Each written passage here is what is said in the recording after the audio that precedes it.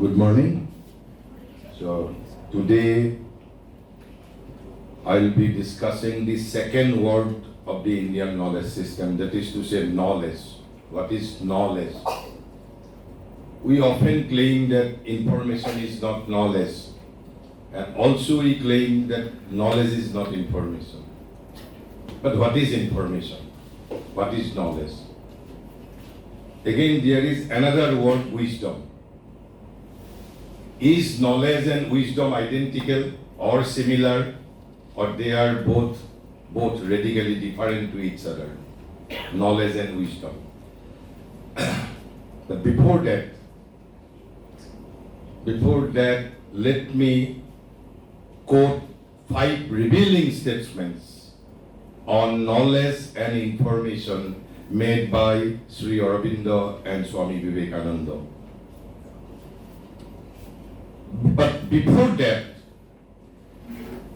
আপোনালোকে এটা কমিউনিকেশ্যনৰ বিষয়ে কথা পাতি আছিল।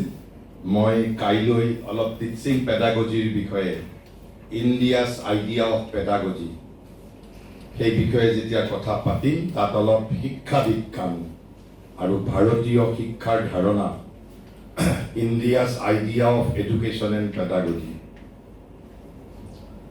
সেই বিষয়ে আমি অলপ আলোকপাত কৰিম। আজি দুটা পত্ৰই ইনফৰমেশ্যন, নলেজ আৰু উইজডমৰ ওপৰত কথা পাতিম। But it will be a profounder discussion.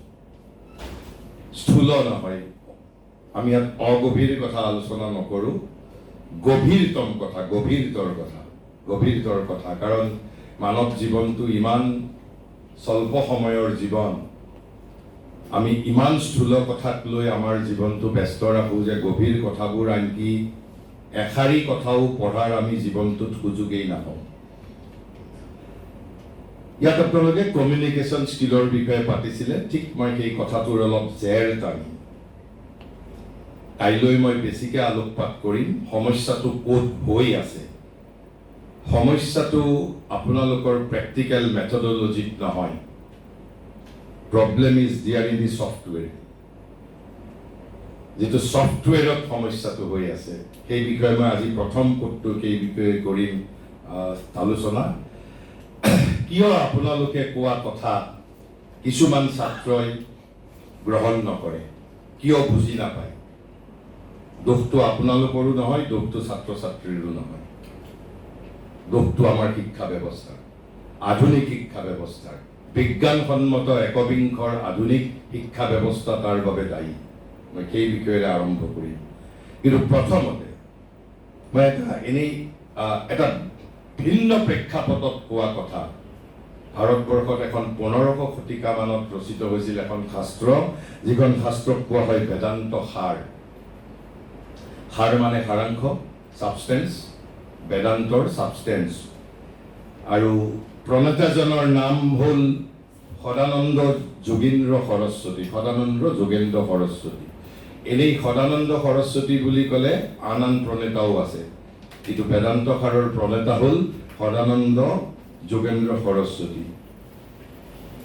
তাত তেওঁ কৈছে 4টা বস্তুৰ যেতিয়ালৈ সংমিশ্ৰণ নহ'ব, ঠিক মই যি ধৰণে কম সেই প্ৰেক্ষাপটত কোৱা নাই, তেওঁ বেদান্তৰ লগত সম্পৰ্কিত কৰি কোৱা কথা, কিন্তু আমি ব্যৱহাৰিকভাৱেও সেই কথাকেইটা আমি ব্যৱহাৰিক যিকোনো ক্ষেত্ৰতে আমি প্ৰয়োগ কৰিব পাৰোঁ।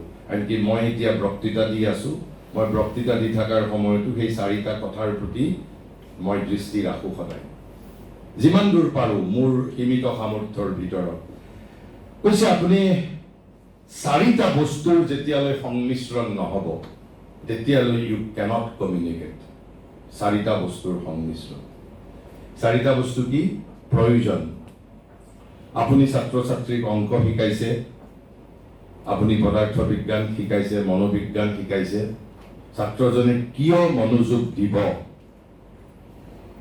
সেই এনচাৰটো আপোনাৰ লগত থাকিব লাগিব।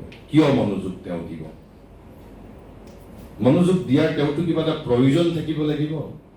কিন্তু ইয়াত বেদান্ত সাৰত এইটো এটা বেলেগ প্ৰসংগত কৈছে, বেদান্তৰ প্ৰসংগত কৈছে। তাৰপিছত কৈছে সম্বন্ধ। বিষয়টোৰ সৈতে ছাত্ৰজনৰ সম্বন্ধ কি? আপুনি সম্বন্ধ এটা স্থাপিত কৰিব পাৰিব লাগিব। মই যত্ন কৰোঁ, মোৰ বক্তৃতাত মই এই গোটেইকেইটা কথা মই প্ৰয়োগ কৰিবলৈ চেষ্টা কৰোঁ মোৰ সীমিত সামৰ্থ্যৰ ভিতৰত। তাৰপিছত কৈছে আন এটা বিষয়টোৱেই বাকী। এটা হ'ল বিষয়, এটা সম্বন্ধ আৰু এটা প্ৰয়োজন। এই তিনিটা বস্তু। আপুনি যিটো বিষয় শিকাইছে সেই বিষয়টো কি ধৰণৰ, মহত্বৰ নে নিম্নতৰ, আকৌ বিষয়টোৰ সৈতে ছাত্ৰজনৰ কি সম্বন্ধ আছে, বিষয়টোৰ সৈতে ছাত্ৰজনৰ কি প্ৰয়োজন আছে, এই তিনিটা আৰু এটা বস্তুৰ লগত সমন্বয় হ'ব লাগিব। সেইটো হ'ল অধিকাৰী। ভাৰতীয় শিক্ষা বিজ্ঞানৰ অথবা ভাৰতীয় জ্ঞান পৰম্পৰাৰ এইটো এটা ডাঙৰ শব্দ, অধিকাৰী concept, the idea of being অধিকাৰী। অধিকাৰী শব্দটো অধিকাৰৰ পৰা আহিছে। আমাৰ বহুতৰ টাইটেলো আছে, উপাধিও আছে, অধিকাৰী। বাট দিছ অধিকাৰ has nothing to do with right. যেতিয়া আমি অধিকাৰী বুলি কওঁ, দিছ অধিকাৰ has nothing to do with right. This অধিকাৰ means your very qualification. You have to be an adhikari first. Unless and until you are not an adhikari of that subject, you can't communicate. So you always have to introspect. Adhikari, you have to be adhikari. You have to be qualified enough. You have to be qualified enough. You have to be master of that what you are going to teach. You have to be master. You must have the perfect control over your subject. আপুনি যেটো পঢ়াইছে সেই বিষয়ে আপোনাৰ ধাৰণাটো স্পষ্ট হ'ব লাগিব। If you are in confusion, then you can't communicate. গতিকে you have to be অধিকাৰী। গতিকে এই যে অধিকাৰ, unless and until you become adhikari, you can accomplish nothing. So provision, সম্বন্ধ, বিষয় আৰু অধিকাৰ, এই চাৰিটাৰ যেতিয়া এটা যথোপযুক্ত সমন্বয় হ'ব, তেতিয়াহে in my opinion better communication will take place. Then let me begin with a revealing statement made 100 years ago by Maharishi Sri Aurobindo. He says,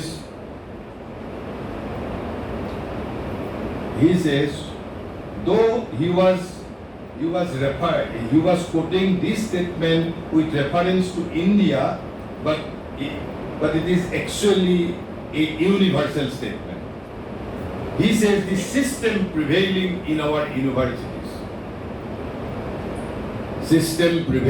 in our universities is one which ignores the psychology of man. This is the primary defect of 21st century modern scientific education. Are you teaching an inert plastic material? Not at all. You are trying to educate a psychological being. Yet we don't have, modern pedagogy don't have any regard for psychology of man. We treat our students as inert plastic material, as if whatever I will be delivering, they will be readily accepting. But we are not dealing with an inert plastic material. We are dealing with a living psychological being.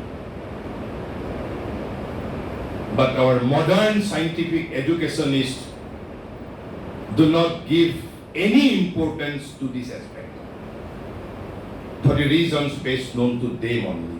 But Maharishi says this is the primary defect with the scientific modern 21st century education across the globe. Instead, what we do, we don't have any regard for psychology of man. Instead, what we do, we load the mind of the pupil. Load.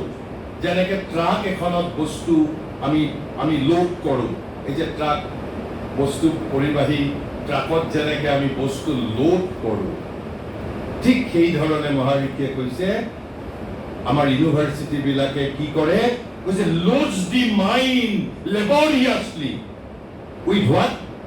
কৈছে with numerous little packets of information.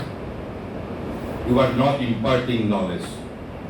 You are loading the mind of your pupil laboriously with little packets of information.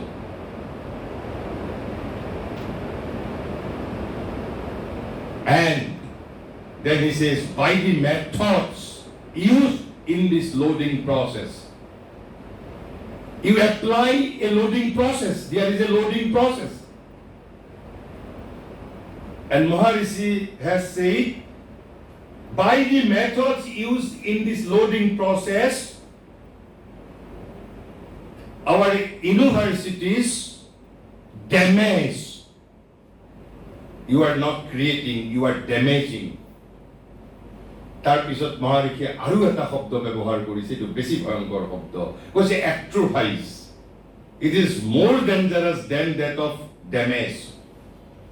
Damage হ'ল ক্ষতি, ক্ষতিৰ ক্ষতিপূৰণ থাকে, আমি ক্ষতিপূৰণ কৰিবও পাৰোঁ। মই বক্তৃতা দি থাকোঁতে মোৰ যদি এই মোবাইলটো মাটিত পৰি ভাঙি যায়, মোৰ ক্ষতি হ'ব, বাট ইট কেন বি ৰিপেয়াৰ্ড। কিন্তু এট্ৰফি শব্দটোৰ অৰ্থ হ'ল atrophy, ATROPHY, atrophy, third person singular number, এট্ৰফাইজ।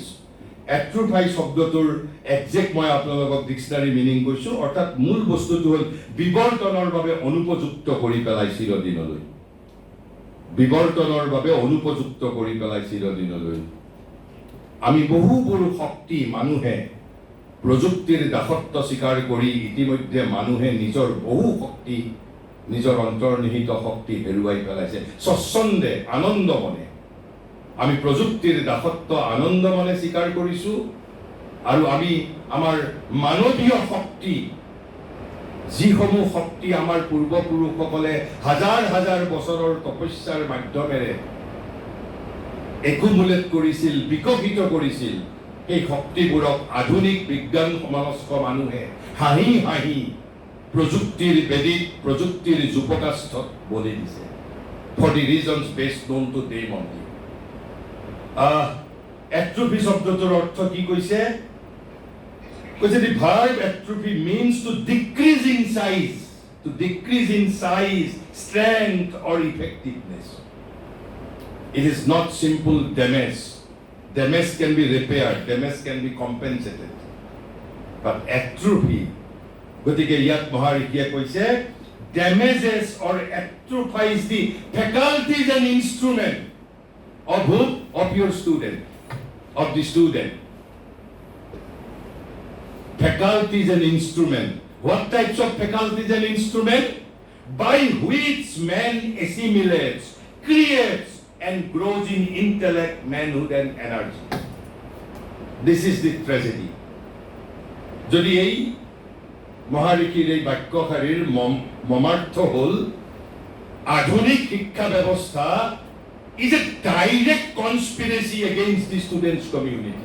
It's a direct conspiracy. It is a direct attack on the very faculties and instrument of our students. We are making them dependent on others. আৰু সেইবাবে আমাৰ ছাত্ৰ ছাত্ৰীসকলে পৰীক্ষাত number score কৰিব নোৱাৰে, আৰু number score কৰিব নোৱাৰিলে যদি তেওঁলোকক মন্ত্ৰী বিধায়কে উদ্ধাৰ কৰিবলৈ নোৱাৰে, তেওঁলোক হতাশ হ'ব, নহ'লে বিদ্ৰোহী সংগঠনত যোগদান কৰিব, নহ'লে আত্মহত্যা কৰিব।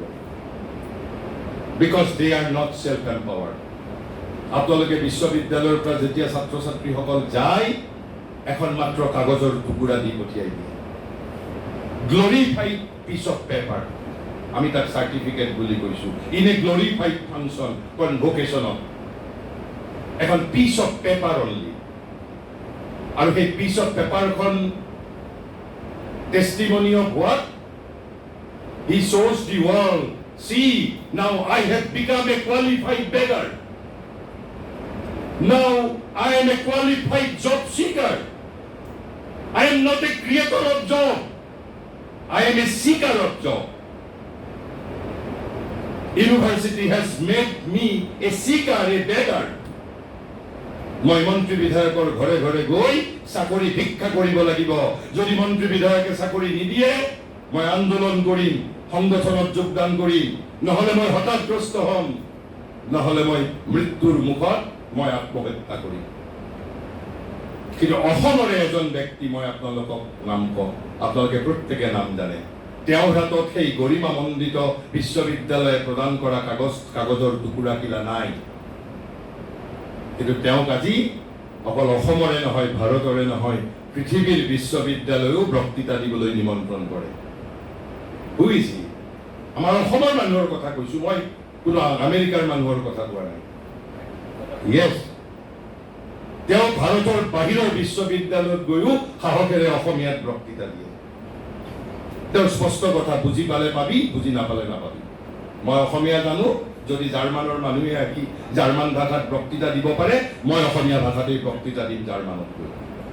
তোমাৰ প্ৰয়োজন তুমি দুভাষী লৈ ল'বা। গতিকে এইটো হ'ল প্ৰথমটো মই ইনফৰমেশ্যনৰ লোডিং প্ৰচেছ অফ ইনফৰমেশ্যনৰ যিটো মূল কেজুৱেলিটি আমাৰ students community.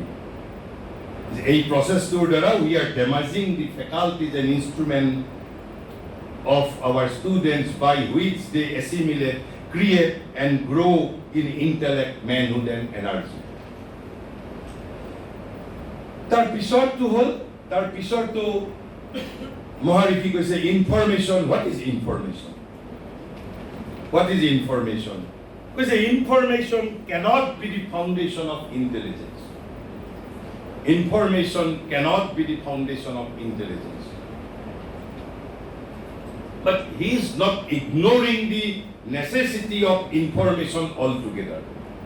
He has admitted its role. He says there is a role of information too.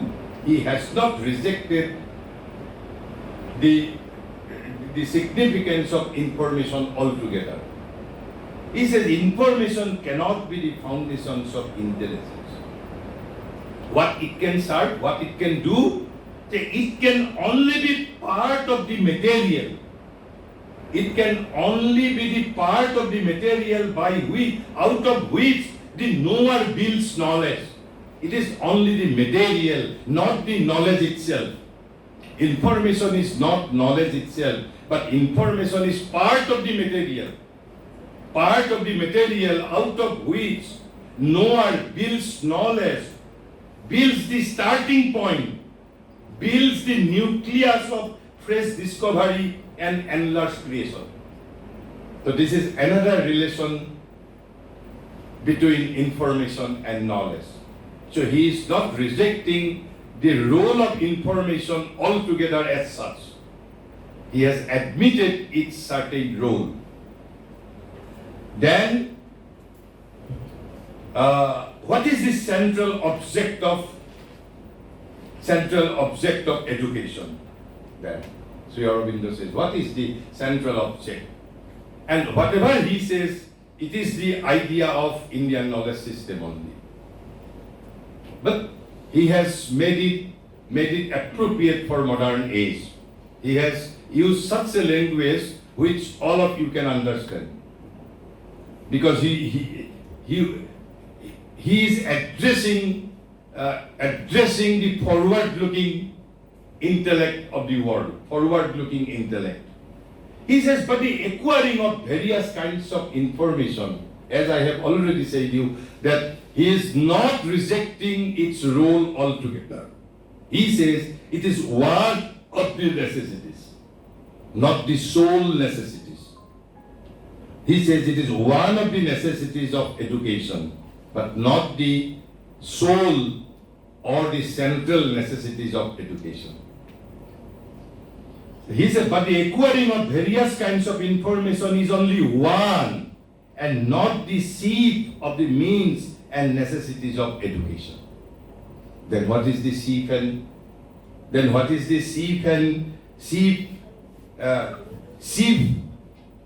means and necessities of education? If acquiring of information is not the central objects objectives of education, then what is central objective? He says its central aim is the building of the powers of the human mind and spirit. মন আৰু আত্মাৰ শক্তিক বিকশিত কৰা, so that he can himself understand. মই আপোনালোকক মই নিজক গ্লোৰিফাই কৰিবৰ বাবে কোৱা নাই, ডোন্ট মানে আপোনালোকে ভুল নুবুজিব. Do you know what is my background? What is my educational background? You will be astonished. I was a student of accountancy.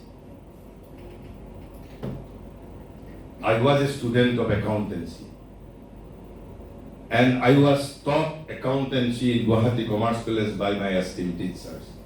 But now who is teaching me all these things? মইতো কোনো বিশ্ববিদ্যালয়লৈ যোৱা নাই, মই চাকৰি এৰাৰ পিছত. তেনেহ'লে এই যে ক'লো problem is in the software, external methodology is welcome, কিন্তু যদি মূল ছফ্টৱেৰতেই যদি সমস্যাটো যদি থাকে, কাৰণ হয়তো আমাৰ দিনত সৌভাগ্যৰ ব্ৰহত আমি আমাৰ মন আৰু আত্মাৰ শক্তিক আমি বিকশিত কৰিছিলোঁ, আমি চিলেবাছৰ তথ্য আহৰণ কৰাতকৈ। আৰু তাৰ বাবে আমাৰ সেই সময়ত আপোনালোকৰ এতিয়া বিশ্ববিদ্যালয় অনুদান আয়োগে এনে এটা ব্যৱস্থা প্ৰৱৰ্তন কৰিছে যে কেৱল ইভেলুৱেশ্যন, চিলেবাছ, ক্লাছৰুমৰ মাজতে আবদ্ধ থাকিব লাগে। এটা শব্দ আমি ব্যৱহাৰ কৰোঁ আমাৰ বিশ্ববিদ্যালয় কলেজসমূহত, এক্সট্ৰা কাৰিকুলাৰ এক্টিভিটিজ। আচলতে মই যদি ভাৰতৰ শিক্ষামন্ত্ৰী হলোহেঁতেন আৰু মোৰ হাতত যদি ক্ষমতা থাকিলহেঁতেন, একক কৰ্তৃত্ব যদি থাকিলহেঁতেন, I would have made these so-called extracurricular activities the main heartbeat of education. মই পৰীক্ষাৰ যিটো আমাৰ একাউন্টেন্সিৰ পাঠ্যক্ৰমৰ, I am not the product of my accountancy syllabus. I am product of all those extracurricular activities. যিবিলাকক আমি পাঠ্যক্ৰম বহিৰ্ভূত কাৰ্যসূচী বুলি কৈছোঁ, মই যদি কৰ্তৃত্ব থকাকৈ যদি মই শিক্ষা ব্যৱস্থাৰ ওপৰত মোৰ কৰ্তৃত্ব থাকিলহেঁতেন, মই কেৱল মাত্ৰ এক্সট্ৰা কাৰিকুলাৰ এক্টিভিটিজৰ ওপৰত গুৰুত্ব দিলোহেঁতেন। আজি অসমৰ যিসকল ব্যক্তি ৰাজনৈতিক ক্ষেত্ৰত, সাংবাদিকতাৰ ক্ষেত্ৰত আৰু আন বহু ক্ষেত্ৰতে সফল হৈছে, তেওঁলোক প্ৰায় 90% অসমৰ বিতৰ্ক কলাৰ মঞ্চৰ পৰা তেওঁলোক গৈছে। অসমত এটা খুব ভাল এটা শৈক্ষিক কাৰ্যসূচী এটা চলি থাকে, যিটো আমাৰ অধ্যক্ষ উপাচাৰ্যসকলে সিমান গুৰুত্ব নিদিয়ে। অসমত হাজাৰটা বেয়া কথাৰ মাজত নীৰৱে সমগ্ৰ ভাৰতবৰ্ষৰ ভিতৰত একেবাৰে হাইস্কুল পৰ্যায়ৰ পৰা স্নাতকোত্তৰ পৰ্যায়লৈ এই যে বিতৰ্ক কলাৰ মঞ্চ, আমি পঞ্চম শ্ৰেণীৰ পৰা বিতৰ্ক কলাৰ সৈতে জড়িত আছিলোঁ। আৰু বিতৰ্ক কলাৰ সৈতে জড়িত থকাৰ অৰ্থ কি? প্ৰত্যেকখন প্ৰতিযোগিতাত মই এটা নতুন বিষয় অধ্যয়ন কৰিব লাগে। ডেটটো মোৰ বাবে সময় থাকে 4 মিনিট, 4 মিনিটত ক'ব লাগিব। প্ৰতিযোগিতাটো অনুষ্ঠিত হয়, আমাক ইভেলুৱেট কৰা হয় 3টা ব্ৰড ক্লাছিফিকেশ্যনত, লেংগুৱেজ, বিষয়বস্তু আৰু হ'ল যিটো বক্তৃতা দিয়াৰ কৌশল। এই 3টা ক্ষেত্ৰত সমান তাত নম্বৰ থাকে। কিন্তু আমি সেইবোৰ আপোনালোকে শ্ৰেণীত আপোনালোকে লেকচাৰ ডেলিভাৰী কৰিছে, ছাত্ৰই শুনিছে, তাৰ বাহিৰে আপোনালোকৰ হাতততো কোনো অস্ত্ৰই নাই। আমাৰ শিক্ষা ব্যৱস্থা এটা পংগু শিক্ষা ব্যৱস্থা ষ্টিল। ইয়াত শিক্ষকৰো দোষ নাই, ছাত্ৰৰো দোষ নাই, অভিভাৱকৰো দোষ নাই। দোষ কেৱল মাত্ৰ এই শিক্ষাত নিয়ন্ত্ৰিত কক্ষত যিসকল মহান তথাকথিত শিক্ষাবিদে শিক্ষা বিষয়ক আলোচনাত ইংৰাজীত ডাঙৰ কথা কৈ শিক্ষানীতি প্ৰণয়ন কৰে। All credit goes to them only. Its central aim is the building of the powers of the human mind and spirit. আজি আপোনালোকে বুজি পালে ধৰক হয় যে মন আৰু আত্মাৰ শক্তিক বিকশিত কৰিব লাগিব। But how you will develop it? আপোনালোকৰ হাতততো pedagogy, yet methodology, those those methods are yet to be introduced. সেই মেথডবোৰেই ইয়াত প্ৰযুক্ত হোৱাই নাই, গতিকে আপুনি কেৱল থিয়ৰিটিকেলি জানিব পাৰিব। জানি আমি সকলোৱে আমাৰ জাৰ্নেল, প্ৰবন্ধ ইত্যাদিত যেতিয়া লিখিম, 5 বছৰ 10 বছৰৰ পিছত আমাৰ যদি অকৃত্ৰিমতা থাকে, আমি সেইবোৰ কেতিয়াবা বাস্তৱত ৰূপায়িত হোৱা দেখিবলৈ পাম। তাৰপিছত হৈছে it is the formation, not the information, but it is the formation, or as I would prefer to view it, the evoking of knowledge. Another very drastic word, evoking of knowledge. What does it mean? Evoking of knowledge. This very word means education is not an outside-inside process. Education is an inside-outside process. Knowledge is not to be acquired from market. Knowledge is not to be acquired from universities. Knowledge is not to be acquired from market. Knowledge is not to be acquired from textbook. Knowledge is not to be acquired from libraries. Knowledge is to be evoked from within. Knowledge is to be evoked from within. Do you have the mechanism? No. Knowledge is not to be acquired. Knowledge is to be evoked. মই সেই বিষয়ে কম যে ভাৰতীয় জ্ঞান পৰম্পৰাত পদাৰ্থ বিজ্ঞানৰ জ্ঞান হওক, নৃত্যৰ জ্ঞান হওক, কাব্যৰ জ্ঞান হওক, মহাকাশ বিজ্ঞানৰ জ্ঞান হওক, ব্যাকৰণৰ জ্ঞান হওক, গণিতৰ জ্ঞান হওক, all knowledge are within only. আপোনালোকে অলপ আশ্চৰ্যচকিত হৈছে, what nonsense I am speaking. ভিতৰত কেনেকৈ থাকিব পাৰে জ্ঞান? আমাক যেতিয়ালৈকে হাৰ্ভাৰ্ডে নক'ব, পাশ্চাত্যই নক'ব, কিয় বিশ্বাস কৰিম? আমিতো 200 বছৰ গোলাম আছিলোঁ। ভাৰতবৰ্ষই কোৱা কথা কিয় বিশ্বাস কৰিম? মই সেই বিষয়েও আপোনালোকক কম, আজি নহ'লেও কাইলৈ কম। তেনেহ'লে কৈছে শিক্ষাৰ মূল উদ্দেশ্য কি? এই যে আমি building of the powers of mind and spirit কৰিম, the evoking of knowledge and will and the power. The duty of the teacher is not to supply information. You are to facilitate, and that is why nowadays teachers are redesignated as facilitator. You are no more teacher.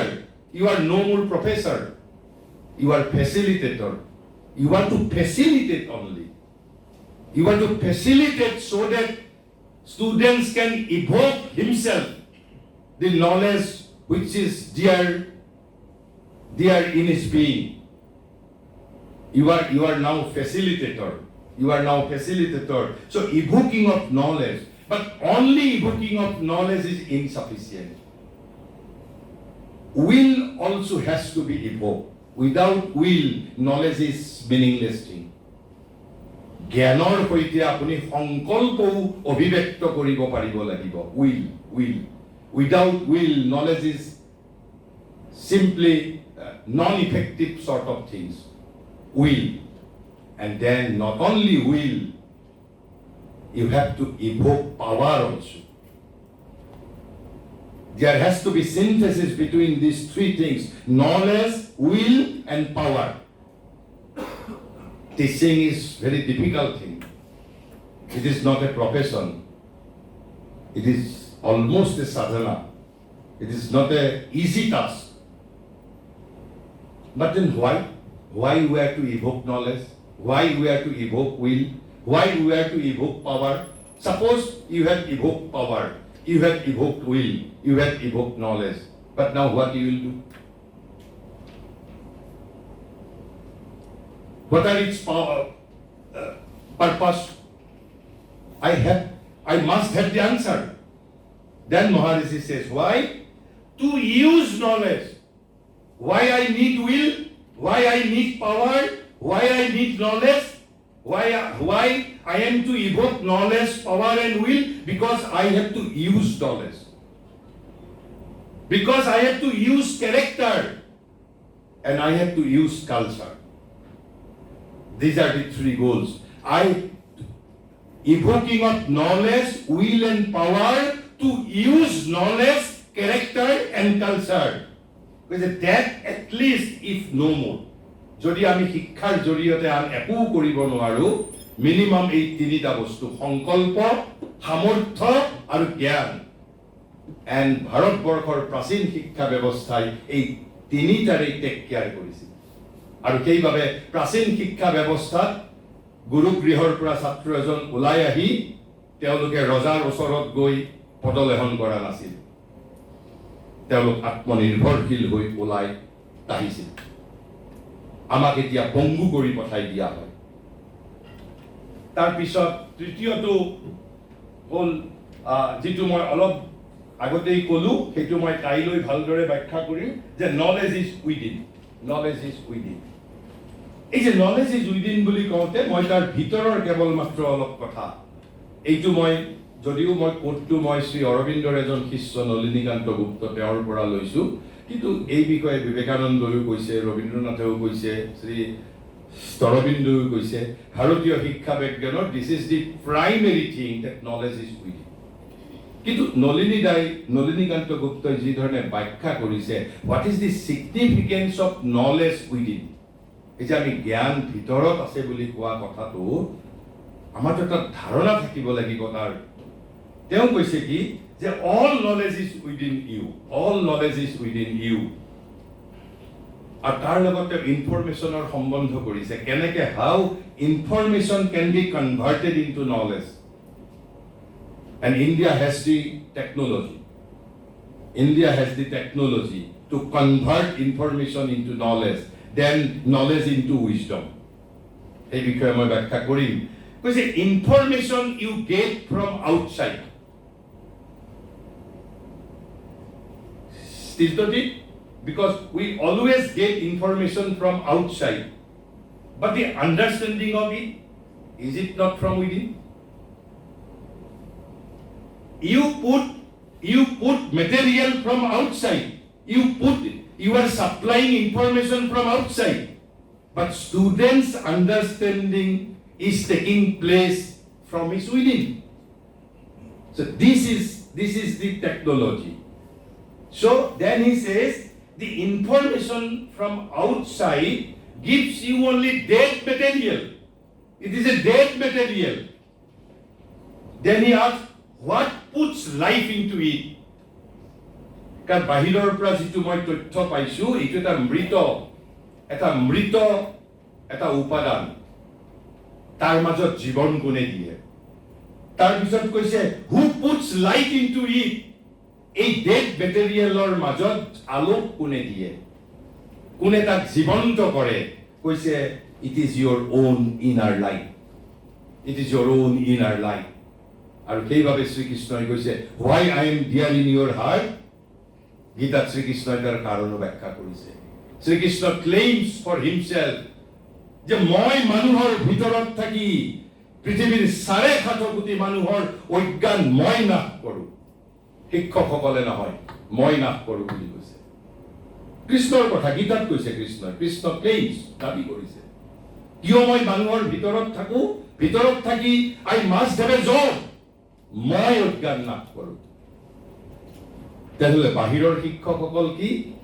বাহিৰৰ শিক্ষকসকল হ'ল representative প্ৰতিভু, representative প্ৰতিভু of the real guru within. Knowledge is also within, real guru is also within. আপোনালোকৰ দায়িত্ব হ'ল ছাত্ৰজনক real গুৰুৰ সৈতে কানেক্ট কৰি দিয়া। এবাৰ যদি আপোনালোকে ভিতৰৰ গুৰুজনৰ সৈতে ছাত্ৰক কানেক্ট কৰি দিব পাৰিছে, ইয়ৰ পাৰপাছ ইজ ফিনিছড। তেতিয়া একেবাৰে স্বয়ংক্ৰিয় মেচিনৰ দৰে সি তাৰ নিজৰ প্ৰাণোচ্ছ্বাসৰ সৈতে, অনুপ্ৰেৰণাৰ সৈতে সি একেবাৰে মন্দাকিনী ধাৰাৰ দৰে প্ৰবাহিত হৈ থাকিব।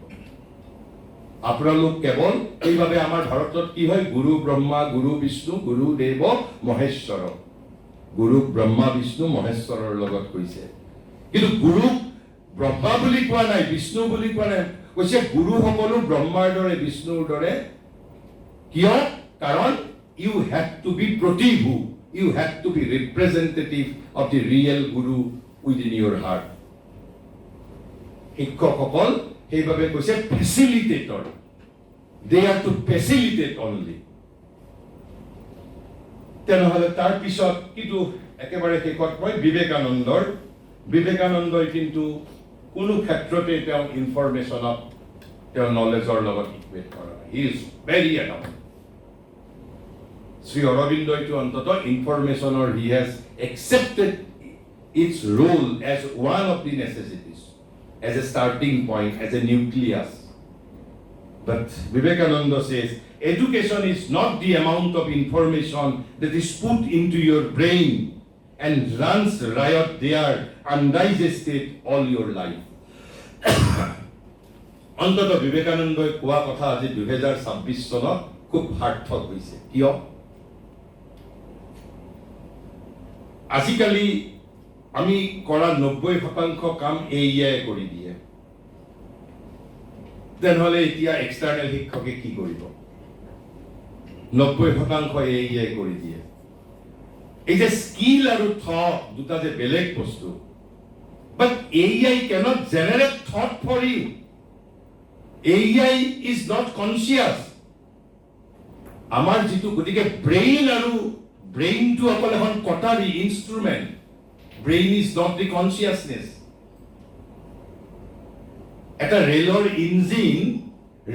ইঞ্জিন আৰু ৰেলৰ ইঞ্জিনটো কোনে চলাইছে? ইলেক্ট্ৰিচিটি নহলে ডিজেলে। ব্ৰেইনটোৰ কিন্তু সেই ইলেক্ট্ৰিচিটি আৰু ডিজেলৰ ওপৰত কোনো কণ্ট্ৰল নাই। ঠিক সেই ধৰণে ৰেলৰ ইঞ্জিনটোৰ দৰে আমাৰ ব্ৰেইনটো কেৱল ইঞ্জিনহে। It is not the electricity or diesel. ব্ৰেইনটো ইলেক্ট্ৰিচিটি আৰু ডিজেল হ'ল কনচিয়াছনেছ। এআই মই নাজানো মানুহৰ চেতনাৰ এআই কেতিয়াবা এটা কনচিয়াছ ইনষ্ট্ৰুমেণ্ট হ'ব পাৰিবনে নোৱাৰিব সেইটো মই নাজানো। অন্তত মই যিহেতু প্ৰযুক্তিৰ লগত জড়িত মানুহ নহয়। বৰ্তমান এআই কোনখিনি কাম কৰিছে? আমাৰ বিবেকৰ কাম কৰা নাই, আমাৰ হৃদয়ৰ কাম কৰা নাই, আমাৰ আত্মাৰ কাম কৰা নাই, কেৱল আমাৰ ব্ৰেইনৰ ফাংচনটোক ৰিপ্লেচ কৰিছে। স্কিলটো সেইবাবে কৈছে education is not the amount of information that is put into your brain and runs riot there undigested all your life. তেওঁ এটা উদাহৰণ দিছে। এই যে গাধবোৰে ধৰি লওক আপুনি গাধৰ পিঠিত এক বস্তা আপুনি চণ্ডাল কাঠ পঠিয়াই দিছে। গাধটোৱে জানো চাণ্ডাল কাঠৰ মূল্যটো বুজি পাব? তাৰ বাবে আপুনি তাতে যদি 100 কিলো আপুনি কয়লা দি পঠায় আৰু 100 কিলো চন্দন কাঠ দি পঠিয়ায় আৰু 100 কিলো ওজনৰ যদি 100খন কিতাপ দি পঠিয়ায়, গাধটোৰ বাবে 3টা বস্তু কেৱল মাত্ৰ 3টাই। ঠিক সেই ধৰণে বিবেকানন্দই কৈছে the ass carrying its load of sandalwood knows only the weight and not the value of sandalwood. Because if education is identified with information, the libraries are the greatest sages in the world and encyclopedias are the riches. যদি আমি ইনফৰমেশ্যনকে শিক্ষা বুলি যদি কওঁ তেনেহ'লে আমি কি বুলি ক'ব লাগিব? এনচাইক্লোপেডিয়া আৰু গ্ৰন্থাগাৰসমূহকে ঋষি আৰু মুনি বুলি ক'ব লাগিব। But they are dead material. They have to be made alive. তাহাঁতক আকৌ জীৱন্ত কৰিব লাগিব, তাহাঁতৰ মাজত পোহৰ দিব পাৰিব লাগিব। তাহলে এইখিনি প্ৰাৰম্ভিক কথা কোৱাৰ পিছত আমি অলপমান মই 2টা ক্ষেত্ৰতে আলোচনা কৰিম, কাৰণ বিষয়বস্তুটো অলপ দীঘলীয়া। মই তাৰ পিছত আমি তেনেহ'লে ইনফৰমেশ্যন নলেজ মই প্ৰাৰম্ভিকভাৱে যিখিনি সময়লৈ আমাৰ প্ৰথম ক্ষেত্ৰত আমি পাৰিম সেইখিনি আমি ক'ম।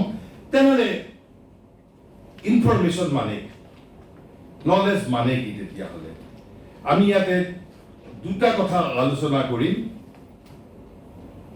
আমি সাধাৰণভাৱে ইনফৰমেশ্যন আৰু নলেজো আলোচনা কৰিম আৰু profounder Indian sense of the word jnana. আমি নলেজৰ এটা অৰ্ডিনাৰী চেঞ্জটো ডিছকাশ্যন কৰিম, অৰ্ডিনাৰী যিটো সাধাৰণ অৰ্থ জ্ঞানৰ, আৰু জ্ঞানৰ গভীৰতৰ অৰ্থটো আলোচনা কৰিম। আৰু গভীৰতৰ বস্তু গভীৰতৰেই হ'ব। তাক আৰু সহজভাৱে কোৱাৰ কোনো মই যিমানখিনি পাৰোঁ মোৰ সীমিত শক্তিৰ মাজত থাকি মই যিমানখিনি পাৰোঁ সেই গভীৰতৰ কথাটো মই বাৰু অগভীৰ হিচাপে ক'বলৈ যত্ন কৰিম। বাট গভীৰ ইজ অলৱেজ ৰিমেইন এজ গভীৰ অনলি। আমি সাধাৰণ অৰ্থটো আলোচনা কৰিম আৰু যিটো প্ৰফাউণ্ডাৰ যিটো ভাৰতীয় জ্ঞান শব্দৰ অৰ্থ সেইটো আলোচনা কৰিম।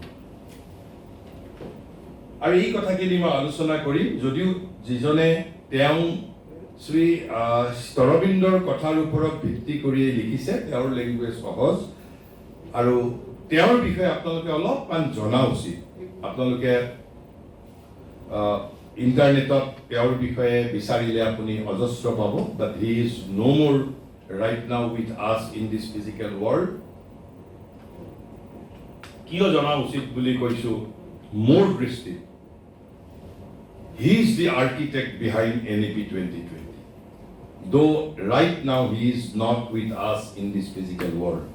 And who was he? He was late Professor Kirit Joshi. Kirit Joshiয়ে শিক্ষা বিষয়ক লেখা কিতাপ মোৰ তাতে অন্তত 150খন আছে, এখন দুখন নহয়। মোৰ নিজৰ সংগ্ৰহত এই more than 150 কালেকশ্যন আছে। কিমান বিষয় যে তেওঁ কিমান বিষয়ৰ ওপৰত আলোকপাত কৰিছে তাৰ কোনো ইয়ত্তা নাই। আৰু মই তেওঁক জীৱনত এবাৰ লগ পাইছোঁ, তেখেতৰ চৰণ স্পৰ্শ কৰাৰ মই সুযোগ পাইছোঁ। আজিৰ পৰা 6-7 বছৰমান আগতে তেওঁৰ প্ৰয়াণ হৈছে। তেওঁ 1954 চনৰ এজন IAS বিষয়া আছিল। Originally he came from philosophical background. In 1954 he became an IAS officer. 2 বছৰ চাকৰি কৰাৰ পিছত he resign from his service and join Pondicherry Shri Aurobindo Ashram. আৰু সেই সময়ত কিন্তু Shri Aurobindo was no more in this physical world. Shri অৰবিন্দৰ মহাসমাধি হৈছিল 1950 চনত। তেওঁৰ আধ্যাত্মিক সহযোগিনী শ্ৰী মা আছিল। And he later became personal secretary to the mother. তেওঁৰ বিষয়ে আপুনি নেটত চালে আপুনি পাব। দেখিলেই আপোনাৰ শ্ৰদ্ধা কৰিবলগীয়া এজন ব্যক্তি, আপোনাৰ দেখিলেই মৰম লাগিব। তেওঁ বিশেষভাৱে তেওঁ শিক্ষাৰ ওপৰত পেডাগজি শিক্ষা, আপুনি গুগলত আপুনি বহু ভিডিঅ' পাব আপুনি। আৰু তেওঁৰ লেংগুৱেজ মই কৈছোঁ, মই 99.9% চিয়'ৰ যে তেওঁৰ বক্তৃতা শুনিলে আপুনি মুগ্ধ হ'বই। তেওঁ শ্ৰী অৰবিন্দৰ দৰ্শনটোক সমগ্ৰ বিশ্বব্যাপী প্ৰচাৰ কৰাৰ উপৰি তেওঁৰ মূল গৱেষণাৰ বিষয়বস্তু আছিল এটা বেদ, এটা শ্ৰী অৰবিন্দৰ ফিলচফি আৰু 3 নম্বৰটো আছিল শিক্ষা। 1972 চনত তেওঁ IASৰ পৰা চাকৰি ৰিজাইন দিয়াৰ পিছতো সেই সময়ৰ তদানীন্তন প্ৰধানমন্ত্ৰী মাননীয় ইন্দিৰা গান্ধীয়ে তেওঁক এক প্ৰকাৰ বলপূৰ্বক পুনৰ ভাৰতৰ কেন্দ্ৰীয় শিক্ষা সচিব পদত নিযুক্তি দিছিল, ইভেন আফটাৰ ৰিজাইনিং ফ্ৰম IAS। আৰু 72ত তেওঁ ইউনেস্কোৰ সৈতেও জড়িত হৈছিল, বিভিন্ন ইউনেস্কোৰ বিভিন্ন কমিটি। আৰু পৰৱৰ্তী সময়ত আমাৰ বৰ্তমানৰ প্ৰধানমন্ত্ৰী মাননীয় নৰেন্দ্ৰ মোদী ডাঙৰীয়া যেতিয়া গুজৰাটৰ মুখ্যমন্ত্ৰী হৈ আছিল, late Professor Kirit Joshi was his educational advisor. মই কিয় কৈছোঁ NEPৰ আৰ্কিটেক্ট তেওঁ বুলি মূলত, কিন্তু তেওঁ আছিল পণ্ডিচেৰীতে। তেওঁ পণ্ডিচেৰীত থাকিয়েই আশ্ৰমাইত এজন আশ্ৰমবাসী আছিল, but he acted as an educational adviser to the chief minister Gujarat. আৰু তেওঁৰ মহাসমাধিলৈকে, আনকি গুজৰাটৰ মুখ্যমন্ত্ৰী পদৰ পৰা মাননীয় নৰেন্দ্ৰ মোদী প্ৰধানমন্ত্ৰী হোৱাৰ পাছতো he was continuing with his duty as educational adviser to the chief minister Gujarat.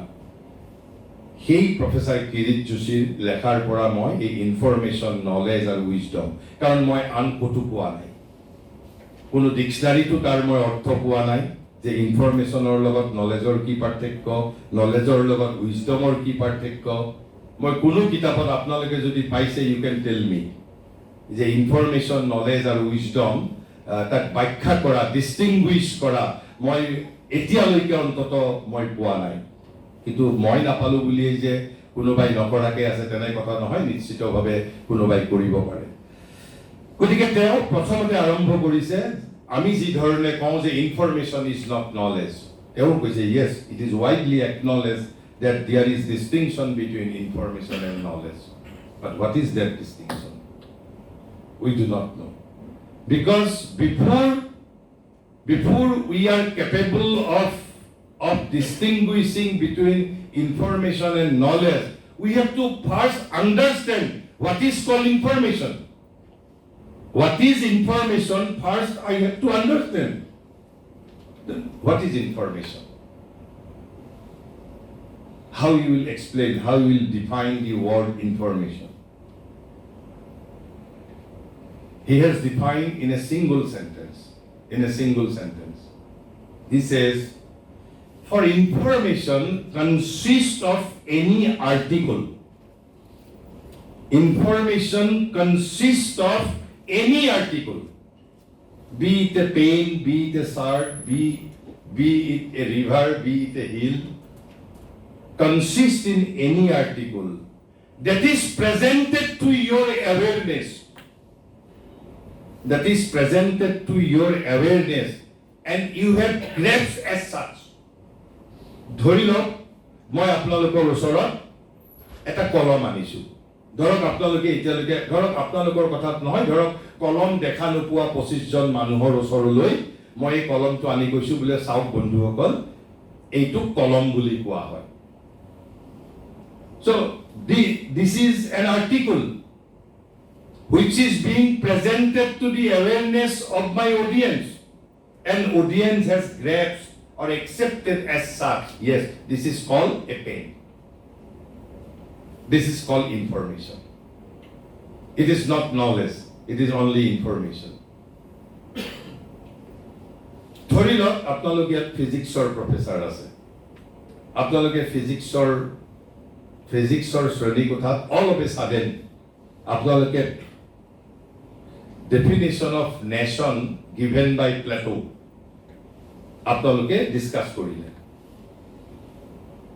Will it be an information for physics student? No. It will not be an information for physics student.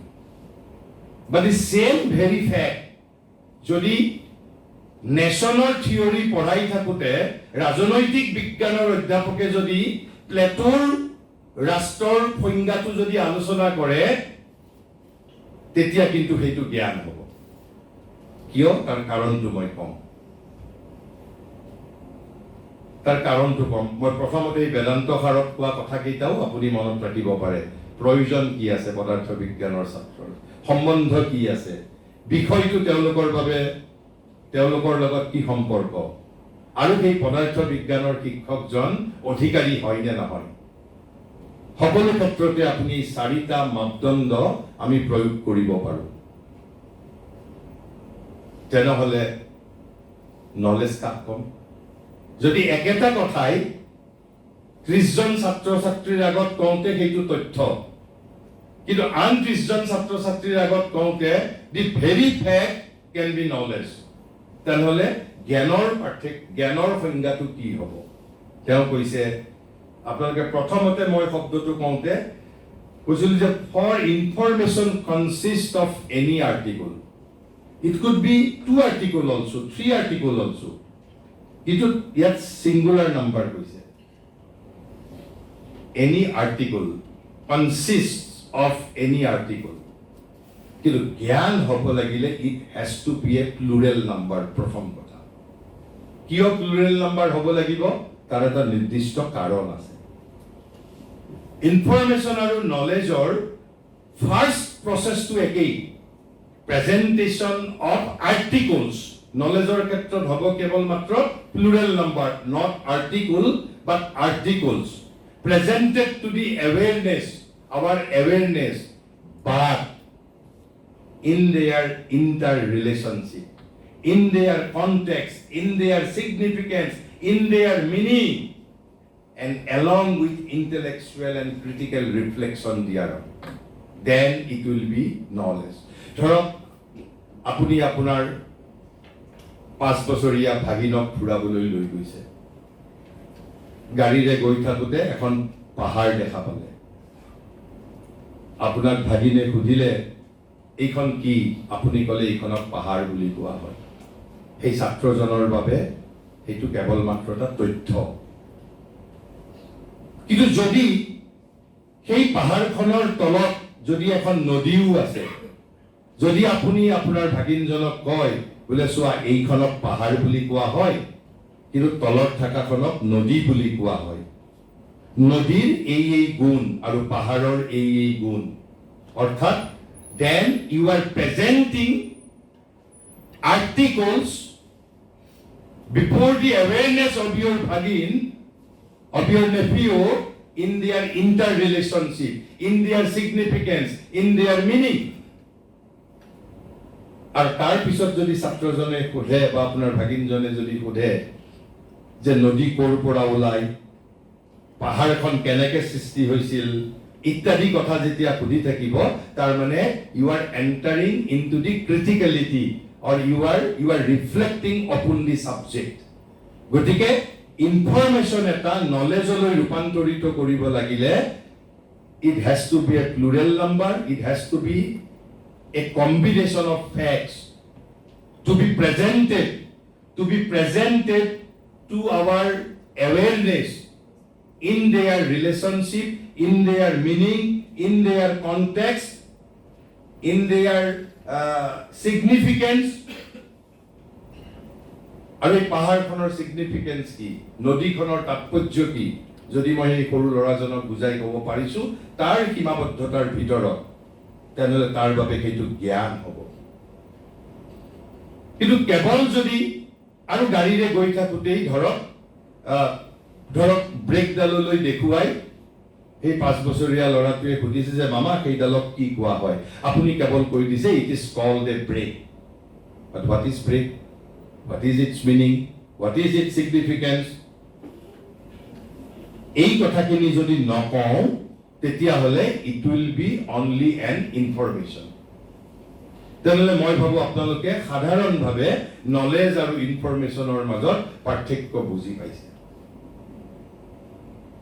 কিন্তু এই যিটো knowledge আমি এইমাত্ৰ define কৰিলোঁ, this knowledge is ordinary idea of knowledge, it is not the profounder Indian sense of the word জ্ঞান।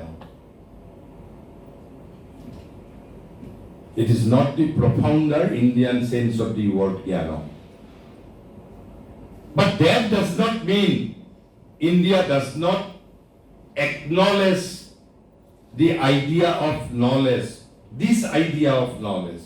Yes, India do recognizes this is called intellectual knowledge. Eta hol information, eta hol intellectual knowledge, jitu ami ei matra bakhya korilu. To be presented to our consciousness or to our awareness in their interrelationship, in their meaning, in their significance, in their meaning, and also having intellectual and critical reflection thereon. Political science or student শিক্ষকজনে যেতিয়া প্লেটোৰ নেশ্যনৰ থিয়ৰিৰ লগত শ্ৰী অৰবিন্দই দিয়া নেশ্যনৰ theory বা আনে দিয়া নেশ্যনৰ theory যেতিয়া inter ৰিলেশ্যনশ্বিপত আলোচনা কৰিব, then it will be call knowledge.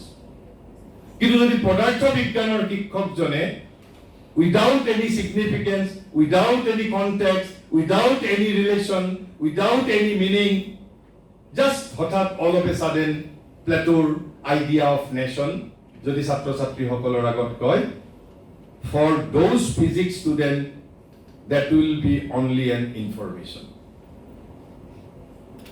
তেনেহ'লে এইটো হ'ল intellectual knowledge. তেনেহ'লে what is the Indian sense of knowledge? মই Indian sense of knowledge টো দুটা ভাগত আলোচনা কৰিম। এটা প্ৰথমতে ব্যাখ্যা কৰিম আৰু তাৰ পিছত একেবাৰে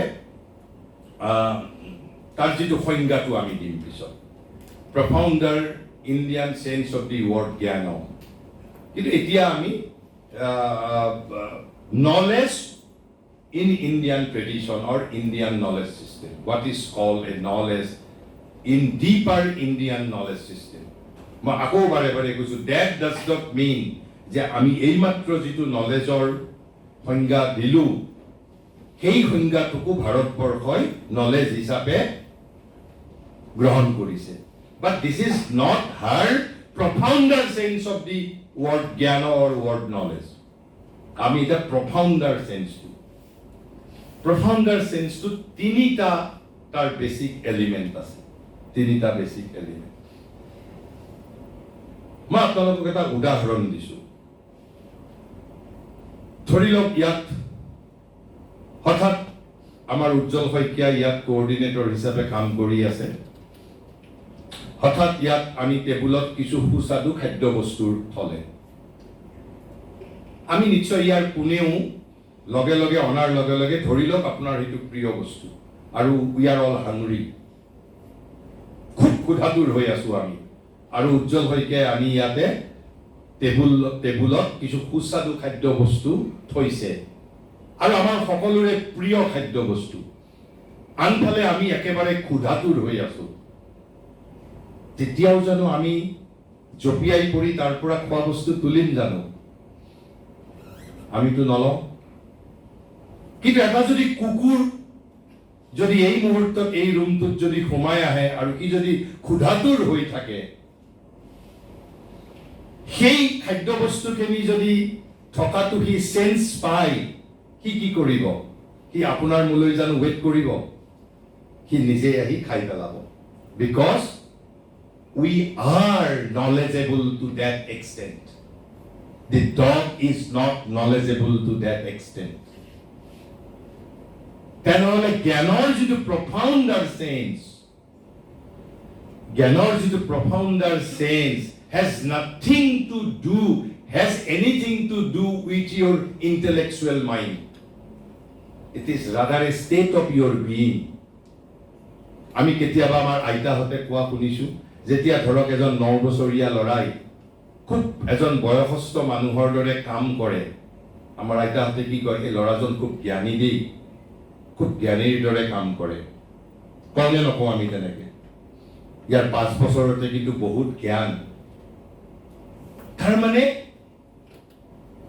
he can discriminate between what is to be done and what is not to be done তেনেহলে প্ৰথম যিটো জ্ঞানৰ যিটো ভাৰতীয় গভীৰতৰ ধাৰণা it has nothing to do anything to do with the intellectual activity of your mind no relation with information no relation with your intellect no relation with artificial intelligence and nothing knowledge is a state of being আমাৰ সত্তাৰ এটা অৱস্থা ঠিক আজি আপুনি মই খোৱা নাই কিন্তু ইয়াত ধৰক এজন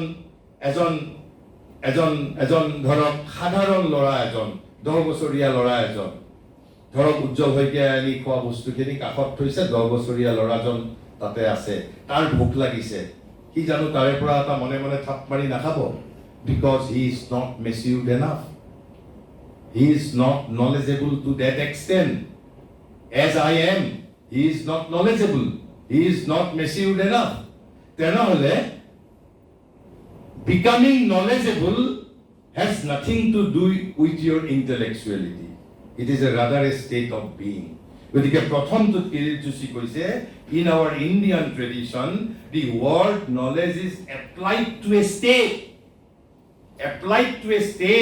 that lies beyond the intellectual activity of the mind তা আপোনাৰ intellectual activity লগত it has no relation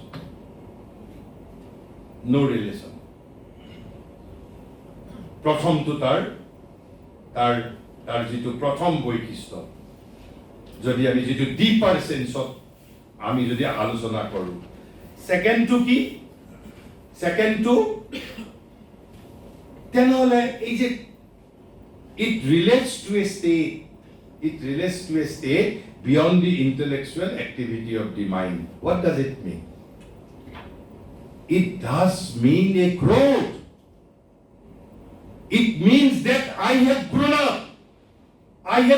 up and this growth is not ordinary growth this is a luminous growth Because now I have become, now I can discriminate between what is to be done and what is not to be done.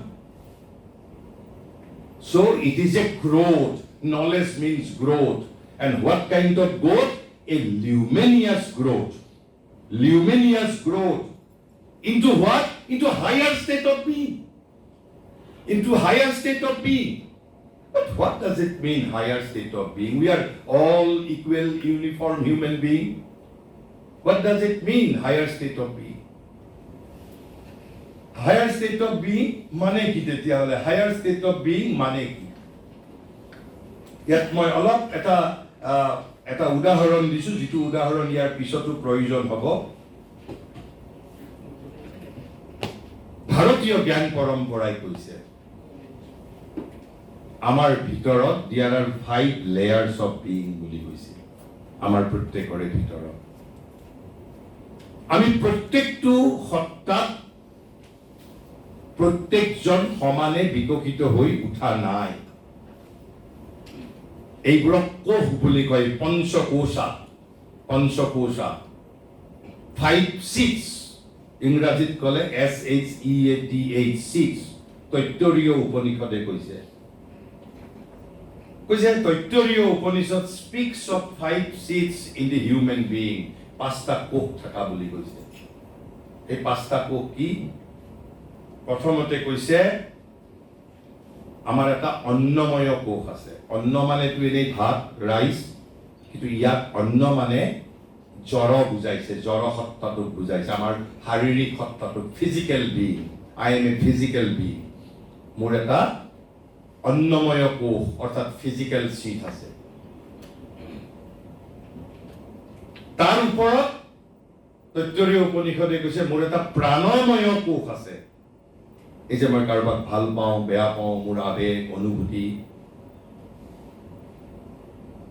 প্ৰাণৰ উচ্ছ্বাস বুলি কওঁ এই যে শৰীৰ মন প্ৰাণ বুলি কওঁ আমি তিনিটা শৰীৰ মন প্ৰাণ দ্বিতীয় কোষটোক কৈছে প্ৰাণময় কোষ বুলি কৈছে আৰু ইংৰাজীত ক'লে সেইটো কি বুলি কোৱা হয় ভাইটেল দি ভাইটেল সিট এই প্ৰাণ শব্দটো শৰীৰ মন প্ৰাণ ইংৰাজী ট্ৰান্সলেশন কৰিলে ভাইটেল বুলি কয় কৰবাত লাইফ বুলিও কয় কৰবাত লাইফ বুলিও কয় আৰু তাৰ পিছত আমাৰ এটা কি সত্তা থাকা বুলি কৈছে মনোময় সত্তা এ মেন্টেল সুইচ মনোময় সত্তা আৰু মনোময় সত্তাৰ ওপৰত কৈছে আমাৰ এটা বিজ্ঞানময় সত্তা আছে বিজ্ঞানময় সত্তা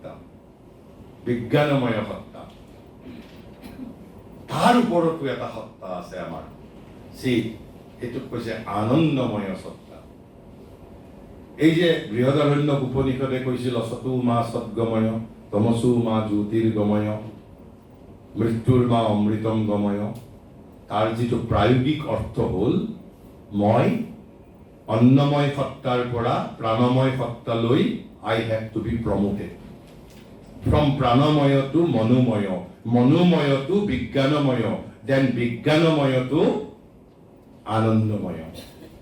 This is what is called our inner growth of being, our inner growth. ঠিক তেনেধৰণে আমাৰ external growth আছে. Now you are assistant professor. আপোনালোকে growth বুলি কেতিয়া ক'ব? When you will be promoted to the level of associate professor. From associate professor you have to be promoted to the level of professorship. After professorship, our state Vishwavidyalaya Board, central Vishwavidyalaya Board, there is another rank. That senior professor. You have to be promoted to the level of senior professor. After senior professor, you have to become vice chancellor. যেনেকে আমাৰ 5টা inner level of promotion আছে তেনেকে external world to 5টা আছে from assistant to associate to professor to senior professor to vice chancellor এই যেটো জ্ঞানৰ যেটো আসল অৰ্থ এই জ্ঞানৰ আসল অৰ্থৰ লগত ইনাৰ প্ৰমোশনটোকে বুজে আমি যেতিয়া জন্ম লোৱাৰ সময়ত আমি কেৱল অন্নময় সত্তা হিচাপে জন্ম গ্ৰহণ কৰো অৰ্থাৎ ফিজিক্যাল বিইং হিচাপে লাহে লাহে আমাৰ মাজত প্ৰাণময় কোষটো বিকশিত হয় প্ৰাণময় কোষটোৰ পিছত এদিন মনোময় কোষটো বিকশিত হয়, মনোময়ৰ পিছত বিজ্ঞানময়, বিজ্ঞানময়ৰ পিছত আনন্দময়। বহু হাজাৰ বছৰ লাগিব পাৰে, হাজাৰ জনম লাগিব পাৰে, হাজাৰ বছৰ লাগিব পাৰে, but eventually we are all heading towards higher and higher level. কিন্তু যদি আপুনি এইটো ত্বৰান্বিত কৰিব বিচাৰিছে, এক্সেলাৰেট কৰিব বিচাৰিছে, যে I can't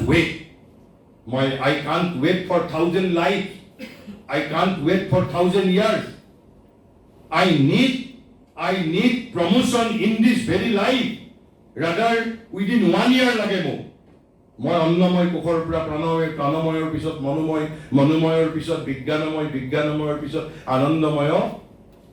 This is what is the hidden agenda of India's physio-psychology of yoga. বিবেকানন্দই কৈছে যোগাৰ অৰ্থ হ'ল কম্প্ৰেছন, যিটো 5 জনমত কৰিব লগা কামটো এটা জনমত যদি আমি কৰিব বিচাৰো, এটা জনমত কৰিবলগীয়া কামটো যদি আমি 10 বছৰত কৰিব খোজো, 10 বছৰত কৰিবলগীয়া কামটো যদি আমি এবছৰতে কৰিব খোজো, yoga is nothing but process of acceleration. It is the revolutionary way. আৰু যদি আমি if we do not resort to yoga, তথাপিতো আমাৰ প্ৰমোশন হ'ব, but খুব মন্থৰ হ'ব, খুব slow development হ'ব, which is called evolutionary process. Hey, evolutionary process to it is being for us. The nature mother is doing for us. Nature mother is doing yoga for us. কিন্তু nature mother is to look after whole universe. গতিকে আৰু nature মাদাৰে কৰোঁতে বহু শক্তিৰ অপচয় হয়, আৰু তাৰ প্ৰচেছ ইজ খুব মন্থৰ আৰু খুব এৰৰ এণ্ড ট্ৰায়েল মেথডত কাম কৰে।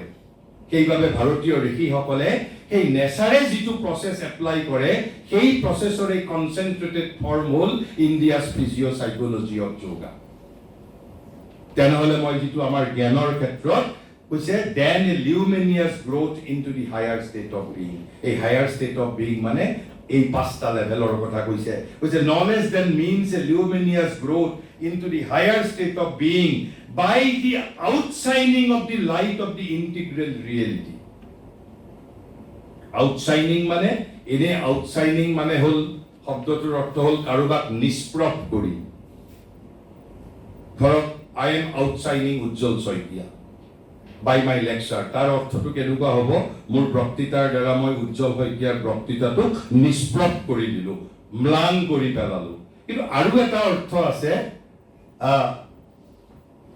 সেই জ্যোতিৰ দ্বাৰা by the outshining of the light of the integral reality, এই অখণ্ড সত্যৰ জ্যোতিৰে মণ্ডিত কৰি নিজক মই সেই লিউমিনিয়াছ গ্ৰ'থ, এই সমুজ্জ্বল যিটো মোৰ উত্তৰণ, সেই উত্তৰণ মই সফলতা লাভ কৰিব পাৰো। আৰু যদি মোৰ সেই luminous growth is, if luminous growth take place in my being, then it will be called, then I will be called a knowledgeable individual. So it has anything to do with your intellectual mind. So it is a state of being rather. তাৰপিছত 3 number কথাটো কৈছে an intellectual knowledge, তাক যদি আমি real knowledge বুলি ক'বলৈ খোজো, then it will have to be capable of, or it will have to act as a light. এটা পোহৰ হিচাপে কাম কৰিব লাগিব। পোহৰ দেখুৱাব পাৰিব লাগিব। কিহৰ বাবে পোহৰ দেখুৱাব পাৰিব লাগিব? কৈছে knowledge is the light, the deeper meaning, profounder meaning.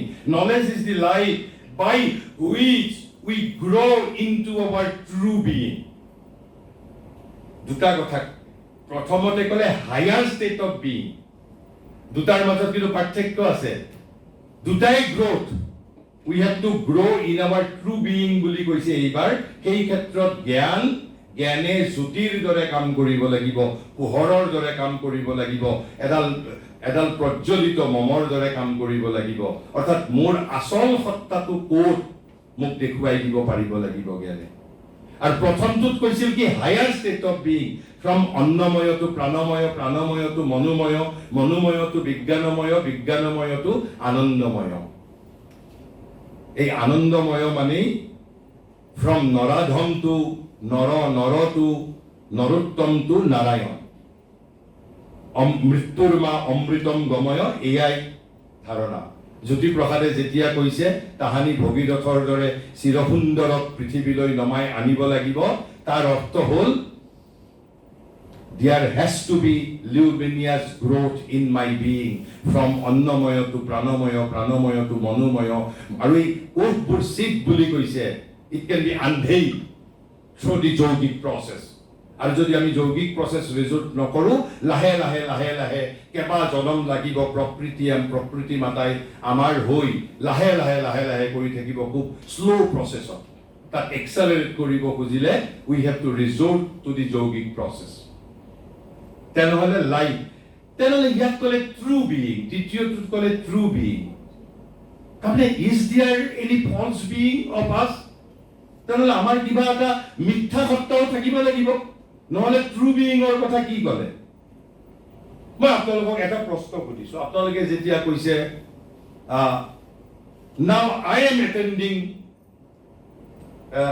FDP by uttering the word I which part of your being are you representing tell me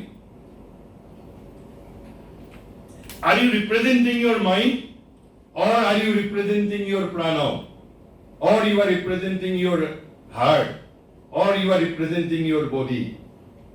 You simply do not know. But still, I am attending a FDP program. This is my house. Whose house? It is the house of your mind. It is the house of your heart. It is the house of your prana. Whose house? I have understood. It is your house. When you say this is a poem I have written, by claiming that I have written, who has written it? Whether my mind has written, my all these fingers has written, আৰু এতিয়াতো আঙুলিও লিখিব নালাগে কম্পিউটাৰে লিখি দিব তেনেহলে আই শব্দটোৰে আমি কাক ৰিপ্ৰেজেন্ট কৰিছো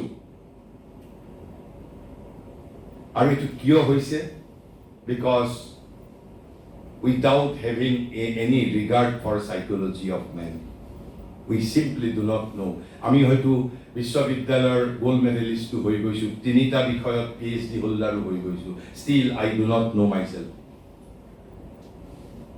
সিম্পল কথা যদি আপোনাক কোনোবা ইন্টাৰভিউটো যদি সোধে কি ক'ব আপুনি যদি কয় যে দিস ইজ ধৰক আপুনি কলম এটা আপুনি পেইন্টৰ ভিতৰত পকেটত ভৰাই লৈ গৈছে আপনার ইন্টারভিউয়ারে সুধিছে হুজ কলম ইজ দিস আপনি কি বুলি কব আপনি কব মাইন্ড মোর তেতিয়া যদি কয় is it your heart by uttering the word my or I are you referring to your heart or referring to your body or referring to your thought referring to your mind which part of yourself which part of yours are you representing by using the word I, by uttering the word I, we simply do not know.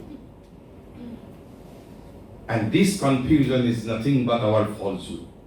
This is our false being, false I-ness, false I-hood. এই যে মই কৈ আছো এইটো এটা মিছা মই মানে কোন মই নাজানো আৰু সেই প্ৰসংগতে কৈছে there is a true being এই যিটো মিছা আইৰ পৰা আপোনাৰ জ্ঞানেহে এডাল মমবাতিৰ দৰে পোহৰৰ দৰে আপোনাৰ আসল যিটো পৰিচয় আপোনাৰ আসল যিটো আইডেন্টিটি এই আসল আইডেন্টিটি লৈ আপোনাক লৈ যাব and that real identity is nothing but your soul আমি যেতিয়া অস্পষ্টভাৱে যেতিয়া আই বুলি কৈছো আসলতে I am trying to represent my individual soul, which is immortal. But I do not know. Right now, I am in the grip of my ego. Ego is false I-hood. And what is ego? Ego is called separative consciousness. Why it is called separative consciousness? Because ego separates me from the whole world. And that is why I claim this is my house.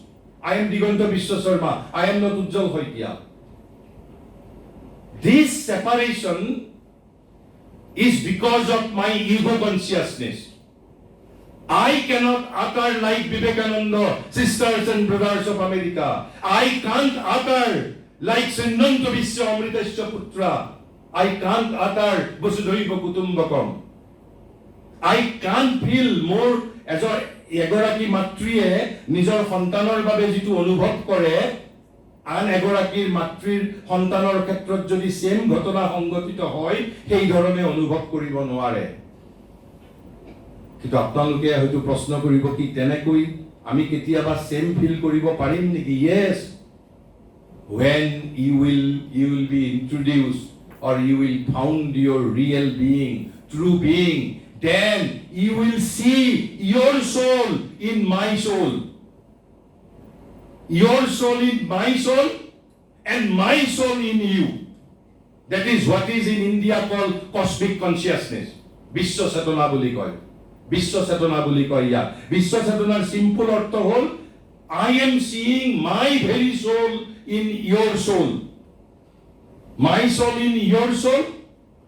In your soul. And I am seeing your soul in my soul. আপোনালোকে ক'ব is it possible? মই এটা আপোনালোকক ব্যক্তিগত উদাহৰণ দিছো এজনৰ মই ৰামকৃষ্ণ পৰমহংসৰ এইবোৰ সঁচা কথা কিতাপত লেখা আছে you can verify এইবোৰ কোনো ৰূপকথাৰ কাহিনী নহয় আৰু আমাৰ মাজতো তেনেকুৱা ঘটনা সংঘটিত হয় নহলে আপুনি কওকচোন কোনোবাই যে আজি দুদিন আগতে নলবাৰীত এজনী ছোৱালীৰ লগত যেটো ঘটনা সংঘটিত হৈছে এটা লৰাৰ মৃত্যু মুখত পৰিছে আপোনালোকে জানো তাৰ বাবে অনুভৱ জানো কৰা নাই কৰিছে কিয় কৰিছে আপুনিটো এজন পৃথক সত্তা তথাপি কিয় কৰিছে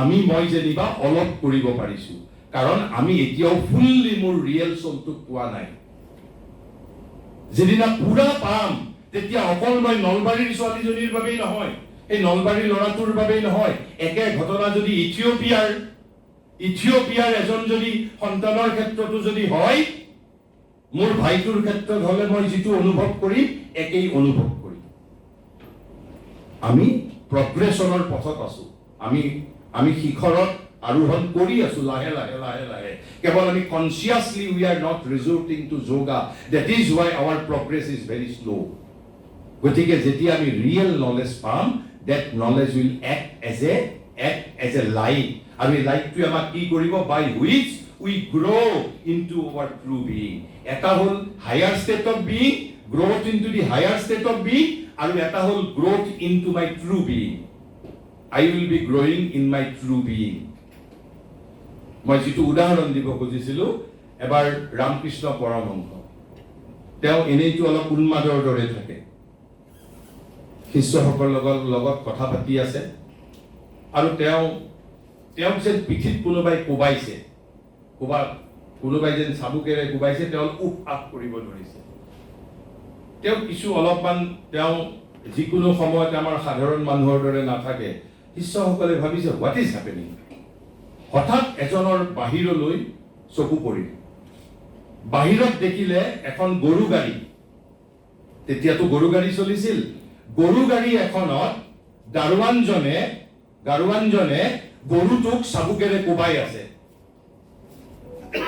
সেই গৰুটোৰ যেটো মৰ্মবেদনা পীড়া Ramakrishna was feeling because he can see his soul in the soul of others and others soul in his soul this is what is called cosmic being cosmic consciousness বুদ্ধই যেতিয়া চিন্তাক্লিষ্ট হৈ আছে বুদ্ধই নিজৰ পৰিবাৰৰ বাবে নিজৰ সন্তানৰ বাবে চিন্তান্বিত হৈ নাথাকে বুদ্ধই সমগ্ৰ জগতৰ বাবে চিন্তান্বিত হৈছে কাৰণ বুদ্ধই নিজৰ আসল সত্তা পাইছে not only luminous growth into the higher state of being also the true self গতিকে আমাক যদি এটা ডাইৰেক্ট প্ৰশ্ন শুধে what is my ego what is my false identity it is my ego consciousness এই যে মই আই বুলি কৈ আছো ইগোটো এটা নেচাৰৰে মেকানিজম যেতিয়ালৈকে আমি ট্ৰু বিইং অফ নাপাম তেতিয়ালৈকে এটা টেম্পোৰাৰী মেকানিজম সেইবাবে Shri অৰবিন্দই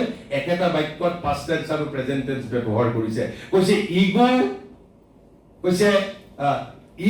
was a help, ego is a bar কৈছে আমাৰ up to a certain level of growth ego act as a help কিন্তু এটা সময়ৰ পিছত ego becomes a bar ইগোৱে কাৰণ মোক সমগ্ৰ পৃথিৱীৰ পৰা সেপাৰেট কৰিব মোক নেৰো কৰিব সংকীৰ্ণ কৰিব মোক এটা কাৰাগাৰৰ মাজত আবদ্ধ কৰিব কিন্তু মোৰ ইভলিউশনাৰী ষ্টেজৰ যেটো মোৰ প্ৰথম ষ্টেজত যেতিয়া মই অন্নময় সত্তাৰ পৰা প্ৰাণময় সত্তা প্ৰাণময়ৰ পৰা মনোময় এই সময়ত যাবৰ বাবে তেতিয়া কিন্তু মই মোৰ ইগো was a help গতিকে ইগো হেল্প হিচাপে কাম কৰে up to a certain stage আৰু after a certain stage it becomes a bar এটা অন্তৰায়লৈ ৰূপান্তৰিত হয় and with this let me conclude here আমি তাৰ পিছত আৰু বাকিখিনি আমাৰ দ্বিতীয় সত্ৰত কৰিম আলোচনা কোনোবাই যদি কিবা তথাপি সুধিব বিচাৰে সুধিব পাৰে 2 মিনিট 3 মিনিট যদি সুধে কোনোবাই কিবা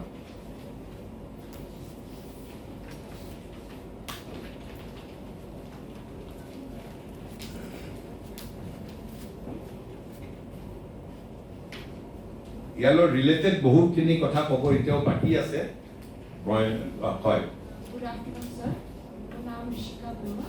I am from Department of Sociology. আমি তো আপনার সেশন সেটেল কৰিছো আপনি আমাৰ ডিপাৰ্টমেণ্টলৈ আহিছে হয় হয় একচুয়ালি শিকিব পাৰিছো মোৰ আপোনাৰ কথাখিনি শুনি এটা প্ৰশ্ন মনলৈ আহিছে যিহেতু আপুনি আমাৰ মাজত আছে আপোনাৰ পৰাই জানিব বিচাৰিছো এতিয়া প্ৰাচীন শিক্ষা ব্যৱস্থাৰ বিষয়ে আমি গম পাইছো সেইটো সময়ত গুৰু শিষ্যৰ পৰম্পৰাৰ বিষয়ে আমি গম পাইছো কিন্তু বৰ্তমান স্যাৰ আমি এটা মডাৰ্ণ যেটো এডুকেশ্যন সিস্টেমৰ পাৰ্ট এতিয়া as a teacher as a facilitator আমাৰ যেটো দায়িত্ব আমাৰ এখন সিলেবাস থাকে প্ৰত্যেকটো ডিসিপ্লিনৰ এখন সিলেবাস থাকে তাত কিছুমান টপিকছ থাকে সেইখিনি আমি এটা উইদিন লিমিটেড টাইম ফ্ৰেম আমি কমপ্লিট কৰিব লাগে এতিয়া আমি ষ্টুডেণ্টছক ভালকে পঢ়ি যাতে তোমালোকৰ CGPA-টো ভাল হয় কাৰণ আল্টিমেটলি আমি জানো যে আফটাৰ 2 ইয়াৰ্ছ ইয়াৰ পৰা ওলোৱাৰ পাছত তেওঁলোক আকৌ গৈ পেলাই আল্টিমেটলি যেটো আপুনি কৈছে they will become job seekers আৰু they will become part of the rat race আমি সেইখিনি কথা জানো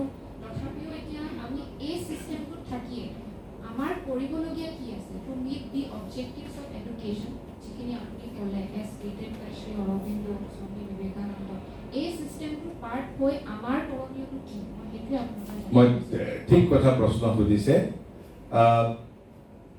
আমাৰ প্ৰত্যেকৰে সীমাবদ্ধতা আছে আমি আধুনিক যুগত কিছু নিয়ম কানুনৰ আমি নিয়ম বিধানৰ মাজত থাকো কিন্তু মই এটা নিয়মৰ মাজত কাম কৰি আছো নিয়মৰ মাজত কাম কৰি থকাৰ পিছতো যদি মই কৰবাত যদি অন্ধকাৰ দেখা পাইছো সেই কথাটো মই নকোৱাকে থাকিম নেকি ঠিক আছে আপুনি অন্ধকাৰৰ কথাটো ক'লেও আপোনাৰ কৰ্তৃপক্ষই গ্ৰাহ্য নকৰিবও পাৰে গতিকে মই ভাবো আমাৰ যেটো প্ৰবুদ্ধ বৰ্গ বুলি আমি কওঁ এৱেকেন সোসাইটি আমি কেৱল মাত্ৰ জনসাধাৰণক শিক্ষিত শ্ৰেণীক এৱেকেন কৰি যাবই পাৰো মই ইয়াত যিবোৰ কথা কৈছো তাৰ অৰ্থ এইটো নহয় যে আপুনি কাইলৈ গৈ শ্ৰেণী কোঠাত সেইটো প্ৰয়োগ কৰিব লাগিব যদি আপোনাৰ বিশ্ববিদ্যালয় কৰ্তৃপক্ষই সেইটো যদি প্ৰয়োগ কৰিবলৈ যদি নিদিয়ে আপুনি ব্যক্তিগতভাৱে সেইটো প্ৰয়োগ কৰিব নোৱাৰে কিন্তু তথাপিতো আপুনি এটা ক্লেভাৰলি যিবোৰ তত্ত্বৰ কথা আছে তাৰে দুই এটা ঠিক যেটো আমি নলেজ ডিসিমিনেশন বুলি কওঁ যি ধৰণে মই আপোনালোকক কৈছো আপোনালোকে প্ৰসংগক্ৰমে কৌশলগতভাৱে ছাত্ৰ ছাত্ৰীক আপোনালোকৰ সহকৰ্মী সামাজিক অনুষ্ঠানত আপোনালোকক নিমন্ত্ৰিত কৰি মাতিছে গতিকে আমি সীমাবদ্ধতাৰ মাজত আমাৰ দায়িত্ব হ'ল knowledge is to be carried forward to the next generation কিন্তু কেতিয়া সেইটো ইমপ্লিমেন্ট কৰিব it is not in our hand গতিকে বৰ্তমান সময়তো মই সেইভাবে কওঁ আমাৰ দায়িত্ব হ'ল এটা পৰিৱেশ ৰচনা কৰা মই এইটো নিশ্চিতভাৱে জানো যে আপুনি কাইলৈ গৈ আপুনি এজন সহকাৰী অধ্যাপক হৈ আপুনি আপোনাৰ বিশ্ববিদ্যালয়ত এটা তাৰ পদ্ধতি সলনি কৰিব নোৱাৰে and it is not expected from you also কিন্তু আপোনাৰটো কলেজৰ সীমাৰ বাহিৰতো এটা জীৱন আছে ছাত্ৰ ছাত্ৰীসকলক শ্ৰেণী কোঠাৰ বাহিৰতো পাব যেতিয়া তেওঁলোকে PhD কৰিব তেতিয়া পাব। PhD কৰাৰ সময়ত তাক আমি আপোনালোকে এই চিন্তাবোৰ যদি প্ৰয়োজনীয় বুলি ভাবে আৰু যেতিয়া আমি প্ৰত্যেকজনে যদি অলপ অলপ কৰি যদি এৱেকেনিং প্ৰচেছটো কৰিব পাৰো আৰু আমাৰ বাবে এই NEP 2020 এটা সুযোগ দিছে। আজিৰ পৰা 15 বছৰ আগততো এইবোৰ কথা আলোচনা কৰাৰ সুযোগেই নাছিল। গতিকে আমি সুযোগটো গ্ৰহণ কৰিব লাগে। এই যে আপোনালোকৰ ৰিচাৰ্চ পেপাৰ যিবোৰ একাডেমিক সেমিনাৰ হ'ব, তাত যেতিয়া প্ৰত্যেকজন ছাত্ৰই 15-20 মিনিটৰ ইয়াত আহি পেপাৰ প্ৰেজেন্ট কৰে আৰু এইবোৰ এই যে আমি যদি অকৃত্ৰিমভাৱে প্ৰয়াস কৰি আছো, কৰবাত নহয় কৰবাত এদিন তাৰ কিবা এটা এণ্ড গোল আছে। নহলে এইবোৰ কিয় কৰি আছো আমি? নহলে এইবোৰ প্ৰকৃতিয়ে আমাৰ দ্বাৰা কিয় কৰোৱাইছে? আপুনি বহু কথা চিন্তা কৰক। মই ধৰক আমাৰ বহু সামাজিক সংস্কাৰ যোৱা 50 বছৰত এই আলোচনা চৰ্চা মানুহৰ মাজত সচেতনতা কৰাৰ পিছত কিছু পৰিৱৰ্তন আমি দেখিবলৈ পাইছো নে পোৱা নাই? ভাৰতৰ সংবিধানে এতিয়ালৈকে 90-95 বাৰ পৰিৱৰ্তন হৈছে। যদি প্ৰত্যেক 10-15 বছৰৰ মূৰে নতুন ৰাষ্ট্ৰীয় শিক্ষা নীতি আহিছে, কাইলৈ যেতিয়া আমি সকলোৱে আলোচনা কৰিলো, জানিলো, বুজিলো, এইবোৰ প্ৰয়োগ কৰোতে যদি ৰাজনৈতিক উইল থাকে তেনেহলে 10 দিনতো হ'ব, আৰু যদি ৰাজনৈতিক উইল নাথাকে 100 বছৰো লাগিব পাৰে। কিন্তু আমি আমাৰ কাম কৰি যাব লাগিব। আমাৰ সীমিত সামৰ্থ্যৰ মাজত কৌশলৰ সৈতে বুদ্ধিৰে আমি কাম কৰি যাব লাগিব। কাৰণ আমি জ্ঞানক এটা যুগৰ পৰা আন এটা যুগলৈ কঢ়িয়াই লৈ যাব লাগিব। আমি প্ৰত্যেকজনে, আপুনি যি ধৰণে পাৰিব, মই যি ধৰণে পাৰিম, কিন্তু আমি সীমাবদ্ধতাটো যিটো বাস্তৱতা, যিটো সীমাবদ্ধতা, সেই সীমাবদ্ধতাৰ প্ৰতিও আমি নতমস্তক হৈয়েই আমি কৌশলগতভাৱে আমি আমাৰ প্ৰয়াস কৰি যাব লাগিব। মই এই ধৰণেই ব্যাখ্যা কৰিছো। আৰু সুধিব কোনোবাই কিবা?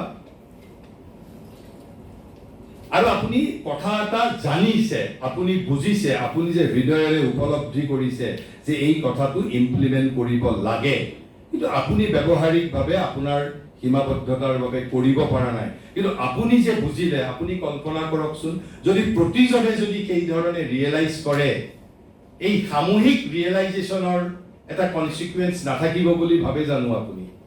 গতিকে আমি আমাৰ প্ৰয়াস আমি নিৰৱচ্ছিন্নভাৱে কৰি যাব লাগিব। Thank U.